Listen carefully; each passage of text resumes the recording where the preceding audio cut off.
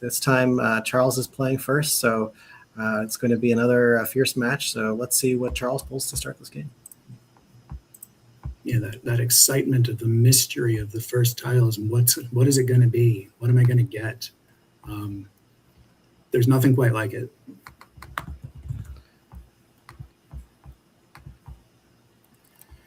What a hideous draw.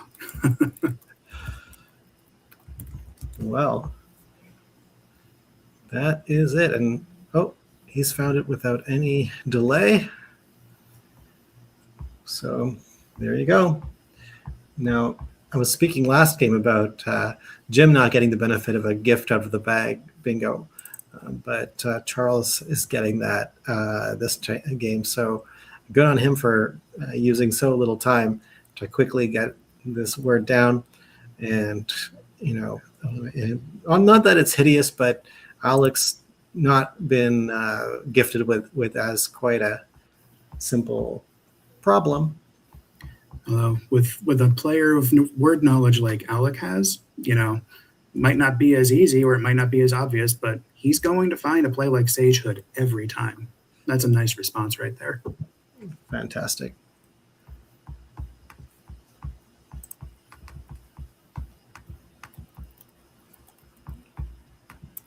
I'm barely even able to keep up. I look at the board, I see the rack, and they're already making plays. This is, 11-point game early on. Interesting racks so far. You can see that Charles has some scoring potential and a wide open board here.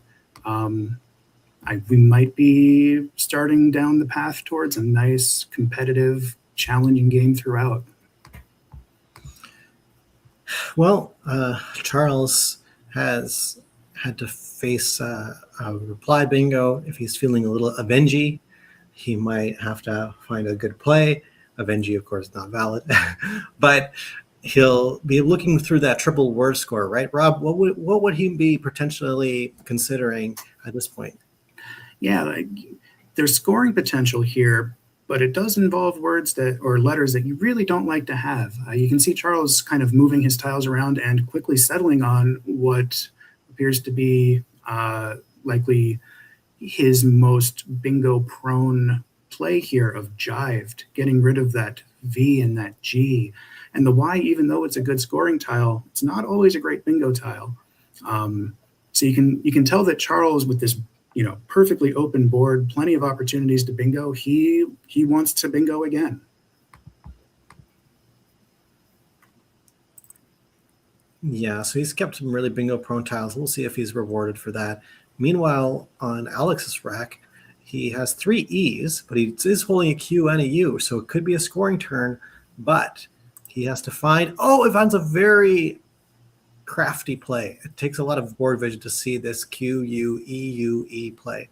Q, one of the amazing words which it sounds like one letter, but requires 4 additional vowels to simply be a homophone of itself.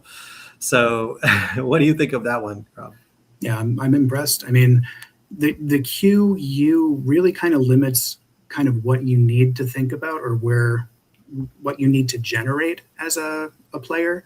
But the fact that Alex saw and played his highest scoring play so quickly is very impressive.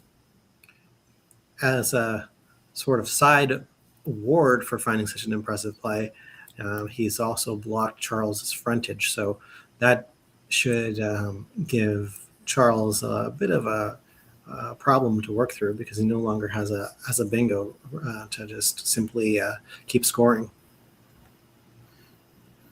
Yeah, his bingo was blocked, but he does have a couple of interesting options here. One of which is, a pretty clever play that I'll be very interested to see if he can generate.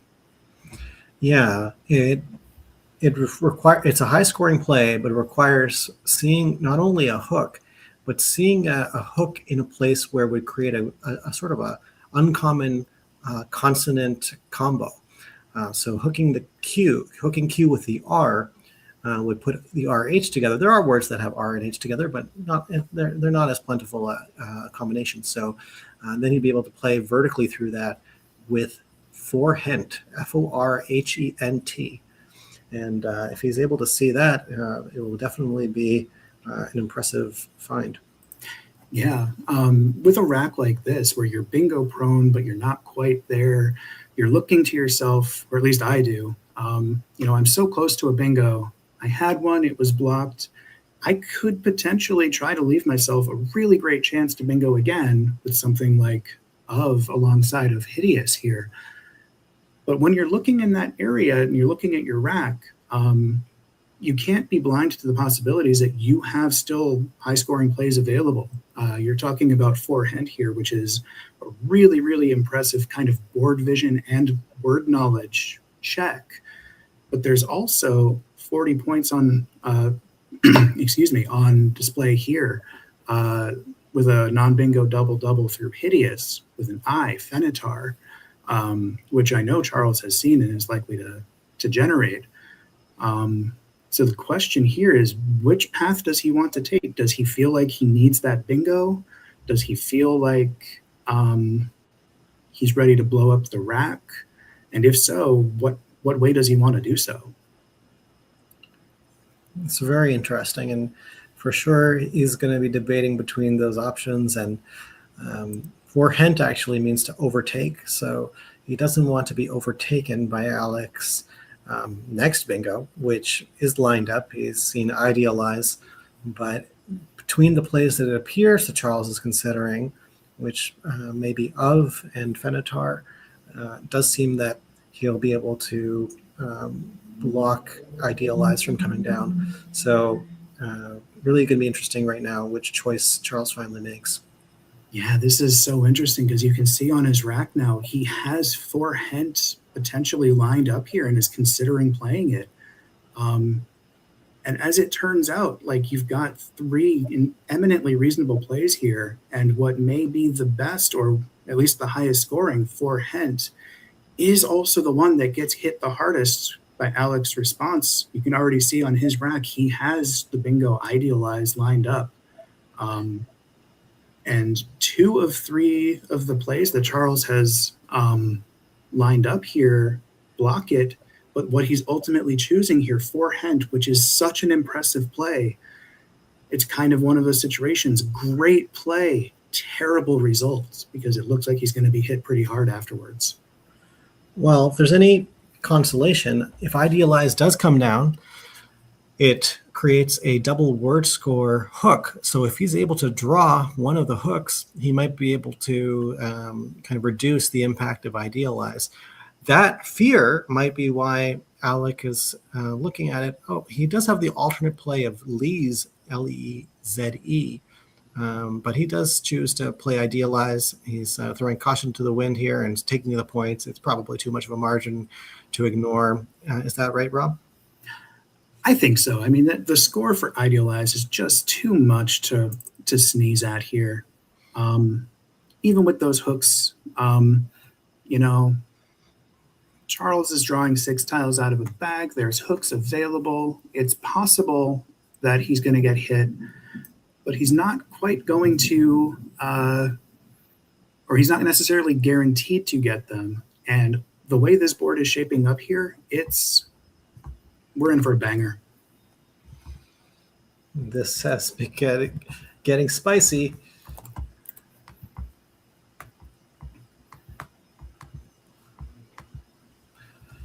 So idealize does come down. Charles does draw some very nice tiles that often bingo. But now he's got the thought of, wait, do I even bingo if I've got this? Yeah, it's one of those rules of thumb in Scrabble where you, when you have a blank in hand, one of the things that's running through the back of your head is, can I score 40, 50, some number of points that allow me to retain my blank to potentially score another 60 or 70 next turn? And as it turns out, Charles has that situation here, as long as he's confident in this idealizer hook. Well, he pulls the trigger on that, and they're just taking a moment to check up that for the additional 5? Yeah, I don't blame Alec for this at all. This is an eminently reasonable challenge just to make sure because it's such a big swing in the game. Yeah, so great play by Charles. He has a discipline to not bingo. He had a couple of options, mainly in the lane overlapping forehand to make fa, like arugula or angular. But he plays Guar, keeps LA blank, really strong. We'll see if he's able to keep drawing good tiles to be able to hit a bingo in a subsequent turn. But now it's back to Alec, who's got some very potent tiles, and there seems to be a kind of a straightforward slam play here for a big score, and he's putting it down right now, Rob. Yeah, this is, like I said, this is a banger of a game. Like there's points available all over the board. The players are drawing to them and they're playing them. So even with these 40-point plays just constantly coming down from Charles, he's still down by 30 points here, and with a very interesting rack here to consider. Yeah, he's in another situation where he has a bingo, and yet it's not necessarily the case where it's an automatic best choice. So this is going to be really fascinating, especially now that this J is also floating in space here. Not that it appears that he can really do much with it, but it does create a bit of a risk factor. So we're getting what's turning into a fireworks show, Rob. Yeah, this is exciting. We did want to note here that Alec is not the only Sjoholm in Cedar Rapids, Iowa right now. His dad, Chris, is the Division II leader, keeping an eye on some players there, making sure that no one's getting too out of line, taking director's calls. And it's one of those things that, like, you always love to see a player kind of taking time away from playing to ensure that others are getting that opportunity. It's great.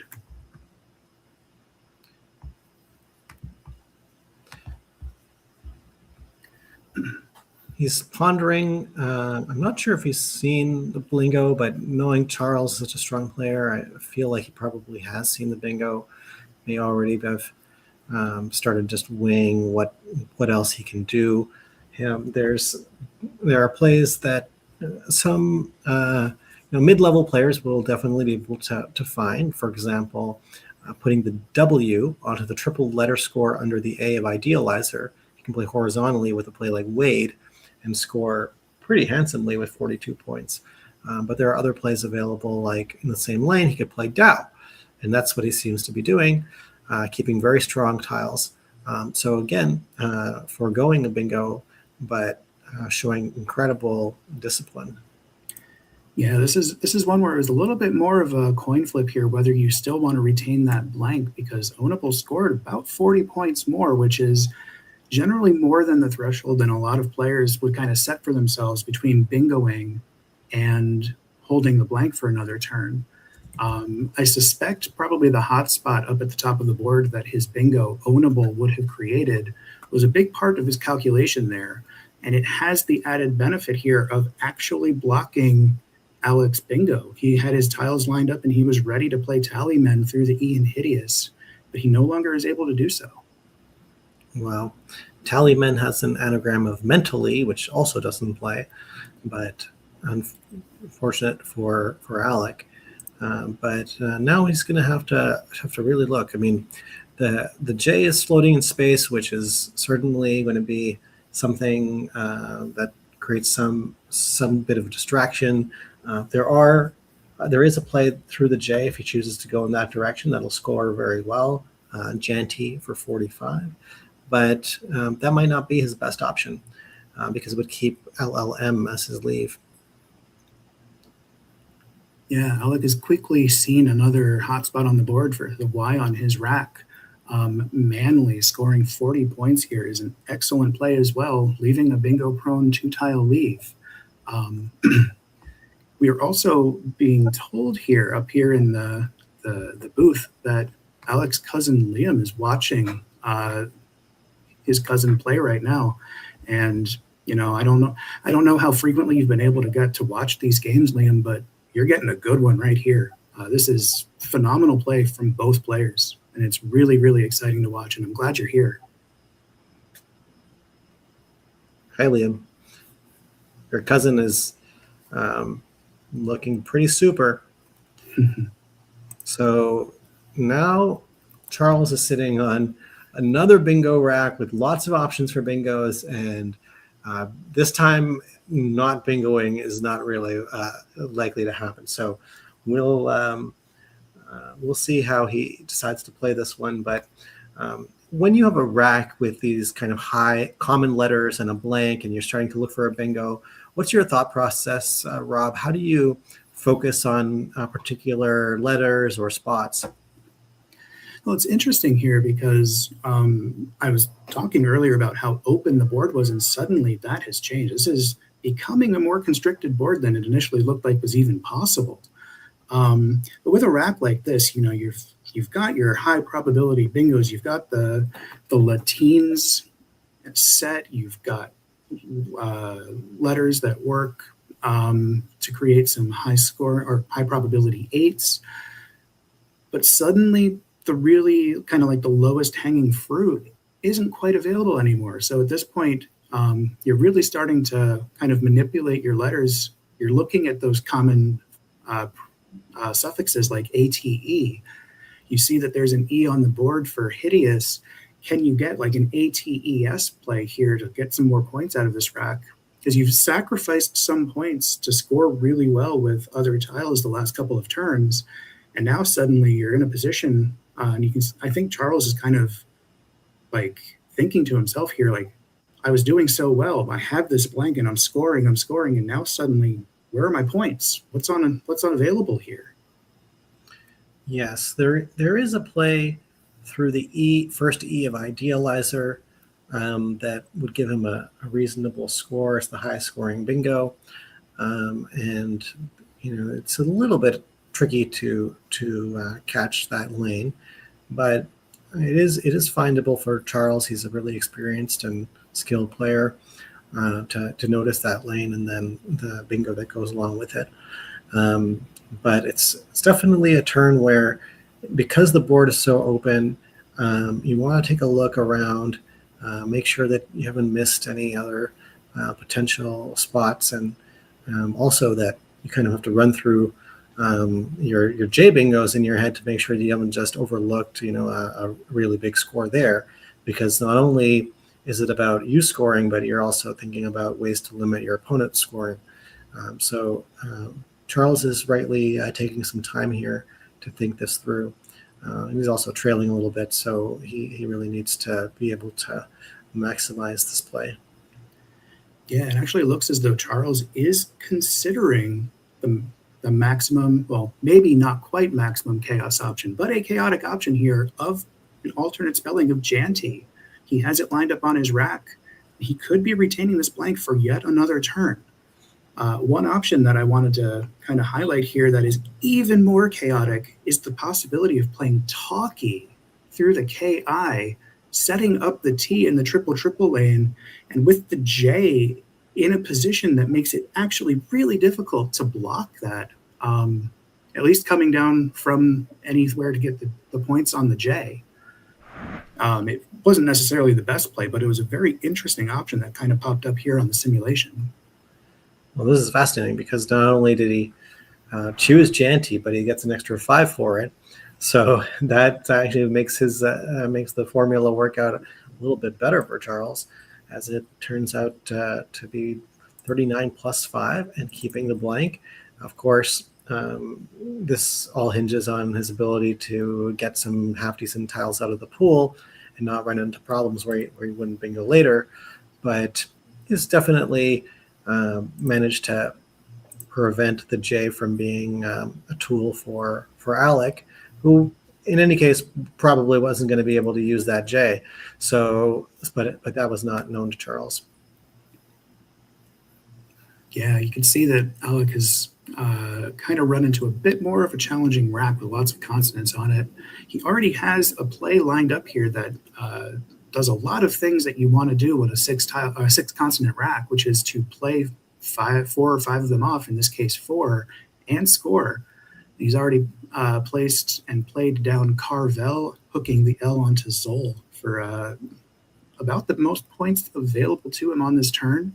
The B and the T, they're not exactly best friends. They don't always play nicely together. There's a relatively even spread of vowels and consonants in the bag. So I think this is a perfectly valid and perfectly legitimate, potentially really strong play. Right. Both players now using consonants to score, and in Alec's case, he was unloading consonants, but with Charles pulling that X and W, he's able to very conveniently unload it for a lot of points with Wex, which is another spelling for wax. So that was very clutch for Charles right now. Yeah, this is becoming a cagier game than it looked. Charles has now kind of taken a bit of a tempo and score advantage here, while, again, still holding that blank. Oftentimes when you're playing a game and you have a blank and you're just not bingoing, even when it's by choice, like you start to get that kind of mental doubt in your head, like, should I have played the blank? Am I missing something with the blank? It's so weird. I've had this blank for, I think, 5 turns now, and I'm still haven't bingoed with it. But in this case, Charles has been scoring 40, 50 points consistently. So I don't think there's any problems for him having done so, but it takes a bit of mental fortitude to not, kind of sink into that what if kind of doubt scenario. Yeah, I mean, it definitely takes a very strong player who can not only see the bingos, but then turn after turn after turn, make the tough decision to not bingo, especially on stream too. Like you're clearly finding words, but then you say, you know what, I'm going to take this point sacrifice in order to look at the bigger picture, and that's really impressive from Charles. Alec, meanwhile, has been trying to navigate some tough racks and stay in range and hopefully get to that next blank. What do you think he should do now, Rob? Yeah, this one's tough because like you want to kind of lose certainly at least one, if not two of those T's, but at the same time, especially looking at that unseen pool, look at all those I's there. Simply fishing off a T and leaving batter as a leave looks like a lot more of an appetizing option than it normally would be, because you can hit bingos with an I draw. So the question then is like, and what I guess Alec is kind of weighing here in his head, I would assume, is that, you can fish off the T for a few points, and if you draw an I, great. If you don't draw an I, what are you doing next? Because the more you get into a situation where you're sacrificing points on the hope of something good happening, if that good thing does not happen, how well are you set up for your next turn? And to my mind, batter is a little bit too dangerous there. So you see here that Alec is electing to break the rack up entirely, leave a T, and just start digging for some S's and blanks. What do you think about that, Shan? Well, I mean, it's challenging because the E that he just played was the last E in the game. On the other hand, he knows that as time goes on, the odds that Charles would get to the blanks before him are a factor, and trying to make the outcome of the game depend purely on who bingos can be difficult. So he scored some points, and now at least they're close to even, and he can take a shot in a fair fight, not relying entirely on bingoing. So fishing off a T, while statistically perhaps a really reasonable route to go, is a really hard thing to do, given the fact that you really don't know what will happen if that particular fish fails, how far back you might fall. And so I think in this case, Tabret is a pretty solid play. Yeah, and we're in yet another situation where Charles has to decide if he's going to use his blank. As Ben Schoenbrunn called out in chat, he has a really, really strong option to just fish off one of the letters. Again, he can fish off an S for Qers and socks and score a bunch of points. But we can see he's electing to finally get this blank off his rack, see maybe if he can get another one, and start to exhaust more of the open space on this board. Well, in this case, since we know that the blank isn't sitting on Alec's rack, we have the benefit of knowing that okay, resonance is very likely to pan out well for Charles. However, yes, when you can dump an S of two S's and score 28 points, that would have been really fantastic too. So definitely lots of turns in this game where to think about.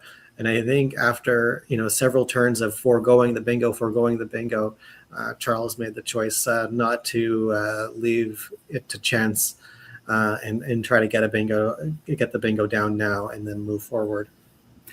Yeah, and like the more that I'm looking at this board geometry after resilience, I think Charles made a really, really savvy decision here to finally pull the trigger on this bingo here.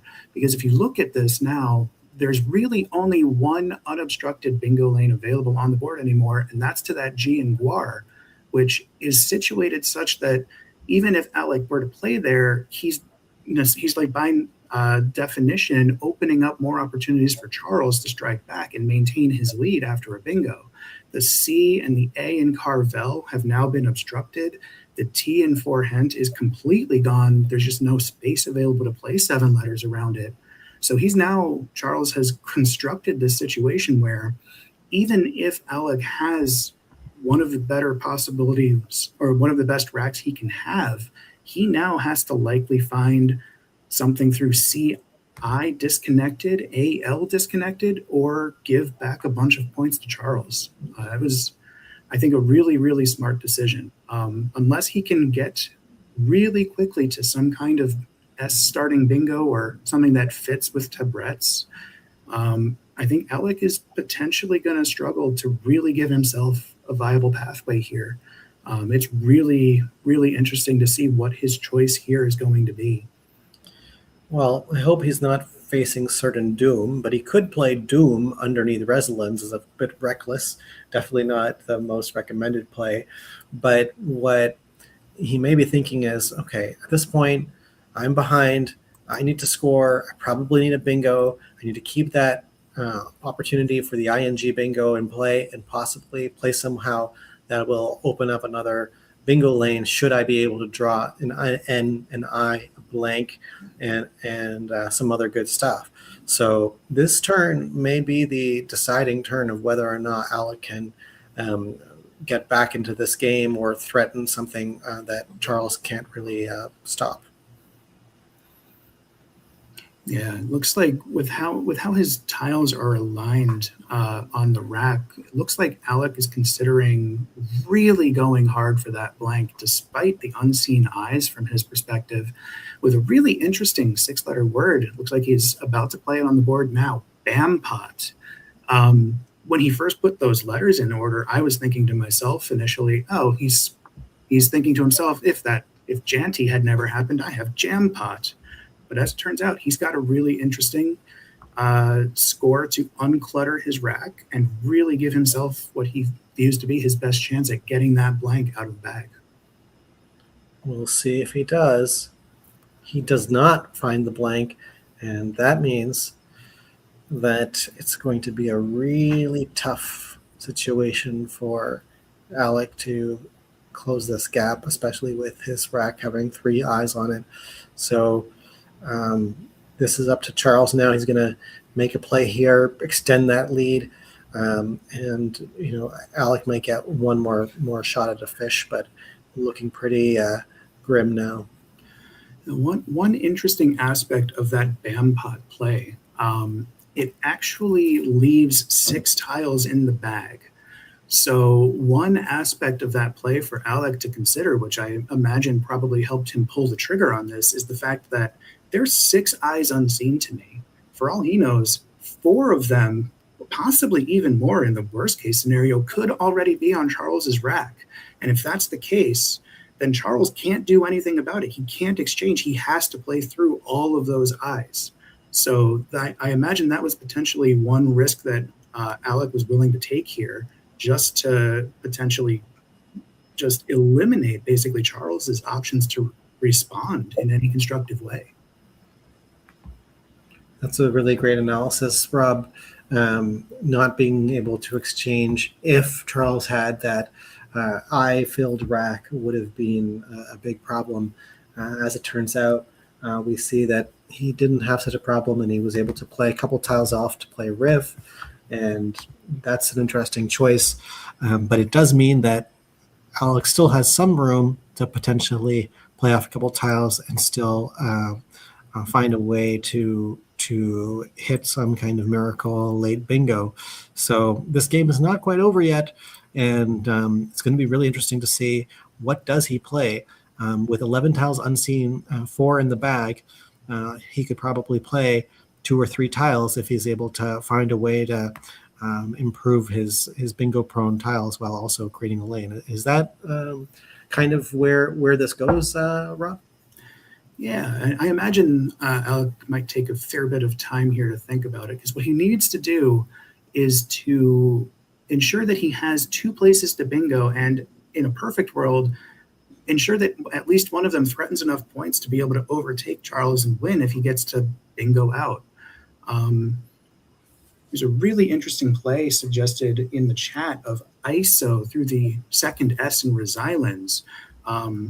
It's an imperfect setup here because there's still that unseen blank, but if Alec is judging that he needs the blank to not be on Charles's rack for him to have any chance at all, that's a really interesting gambit. He's holding the S that allows him to hook it already, and if Charles doesn't have that blank, he's really going to struggle to address that situation without emptying the bag.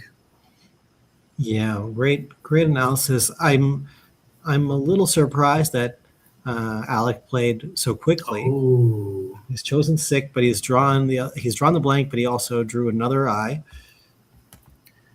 yeah, it's interesting. He has the potential to play up to the G in Guar, and he could potentially, now he's, from Charles's perspective, now he has to look at what might he have that could score from the C. That C does create a high enough scoring bingo line that Charles may have to block it, or feel that he has to a situation where even a bingo that doesn't hit a triple word score might still be enough. You can see Alec has arranged his tiles in a very promising way. So Charles here has to respect the threat of the C and recognize that, this game is not over by any means. Yeah, and despite having 3 eyes, Alec does have a bingo through that C. So if Charles ignores it and plays somewhere else, possibly trying to obstruct the G instead, that might be a misdetermination that could cost Charles the game potentially. It's going to be really close. So we don't know what will happen now. But Charles has played really well throughout this game. I think that he's has enough time here to kind of work out a lot of the possible bingos from the unseen tile pool, and probably will make a choice to block the C rather than the G line. But we don't know until it happens. Oh, what's he doing here, Rob? This looks like, and again, with Charles starting to run a little bit low on the clock, he's going with the type of instinctive play that a lot of players will immediately generate when there are 2 tiles left in the bag. You fish off your worst one, leave yourself the best chance you have of drawing into a bingo, while not emptying the bag. But I'm not sure if this was the ideal way to do it. I think there's the possibility here that recognizing with 2 tiles left in the bag, 2 bingo lines available, possibly being in a situation where even a 60-point bingo can score enough to just get by with what's left on your rack. I wish that Charles had had a little bit more time, or felt that he could spend a little bit more time to think through this position, because he had possibilities as they've been described in chat. He could set up his own little setup there if he had, for example, fished off the N to play kin. He's setting up the A on his rack with already points in hand, not emptying the bag. So even if Alec decides to bingo with 1 left in the bag, Charles can probably score enough to hold on. This is really interesting. With such a rack with 3 eyes, Alex got bingos in 2 places, but neither one gives him enough scoring to really just surpass Charles and feel confident with just 1 letter in the bag. And he can know that from looking at the unseen pool. So he's got to spend some time here to figure out what to do next.